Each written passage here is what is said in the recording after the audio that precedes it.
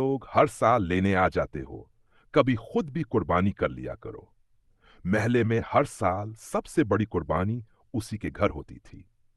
ऊंची नस्ल का जानवर, लंबे खमदार सींग, गले में रंग बरंगा पिट्ठा और दरवाजे के बाहर तस्वीरें खींचने वालों का हजूम। ईद से कई दिन पहले ही लोग उसकी कुर्बानी के चर्चे शुरू कर देते। इस बार भी सबसे बड़ा जानवर उन्हीं के घर आया है, और शायद यही वो चीज थी जिसका उसे सबसे ज्यादा इंतजार रहता था। वो जानवर से ज्यादा लोगों की तारीफों का मुंतजर रहता था। ईद की सुबह कुर्बानी मुकम्मल हुई तो गोश्त लेने वालों की लंबी कतार लग गई। कोई शापर लिए खड़ा था, कोई बर्तन और कोई अपने बच्चों का हाथ थामे इस उम्मीद में आया था कि आज उनके घर भी गोश्त पक जाएगा।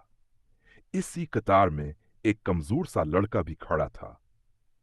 उम्र बमुश्किल 12-13 साल, पांव में घसी हुई चप्पल, बे और हाथ में एक छोटा सा स्टील का बर्तन। काफी देर तक वो खामोश खड़ा रहा, फिर हमत करके बोला, अंकल, अगर थोड़ा सा गोश्त बच जाए तो दे दीजिएगा, उम्मी ने भेजा है। वो उस वक्त अपने दोस्तों के साथ खड़ा कहकहे लगा रहा था। लोग वीडियोस बना रहे थे। उसने लड़के को देखा और मुस्कुरा कर कहा, तुम लोग हर साल लेने आ जाते हो, कभी खुद भी कुर्बानी कर लिया करो। मजमा में चंद लोग हिंस पड़े, मगर लड़का नहीं हिंसा। उसने सिर्फ अपने बर्तन को मजबूती से पकड़ा, सर झुका लिया और खामोशी से वापस मुड़ गया। क्योंकि बाज औकात वापस जाने वाले कदम नहीं होते, वापस जाती हुई इज्जत होती है। रात गुजर गई, मेहमान चले गए, फ्रीजर गोश्त से भर गए और सोशल मीडिया पर कुर्बानी की तस्वीरें भी अपलोड हो गईं। लेकिन उस रात उसे सुकून नहीं मिल रहा था। तभी उसकी बीवी ने पूछा, आज एक बच्चा आया था ना, हाथ में छोटा सा स्टील का बर्तन लिए। हाँ, क्यों? बीवी चंद लम्हे खामोश रही, फिर बोली, मैं उसे जानती हूं। उसके वालिद पिछले रमजान इंतकाल कर गए थे। उसकी मां लोगों के घरों में सफाई करके बच्चों का पेट पालती है। वो खामोश हो गया।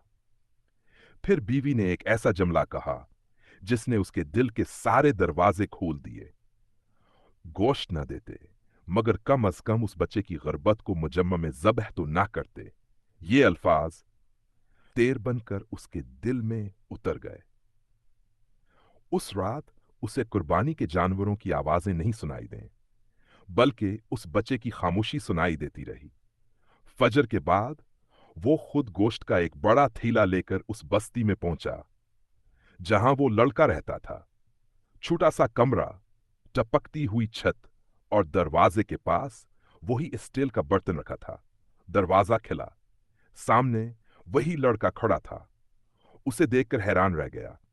वो चंद लम्हे खामोश खड़ा रहा, फिर गोश्त का थैला उसकी तरफ बढ़ाते हुए नम आंखों से बोला, बेटा, कल शायद मेरी कुर्बानी हुई थी, मगर कबूल नहीं हुई थी, क्योंकि कुर्बानी जानवर की नहीं, गरूर की होनी चाहिए।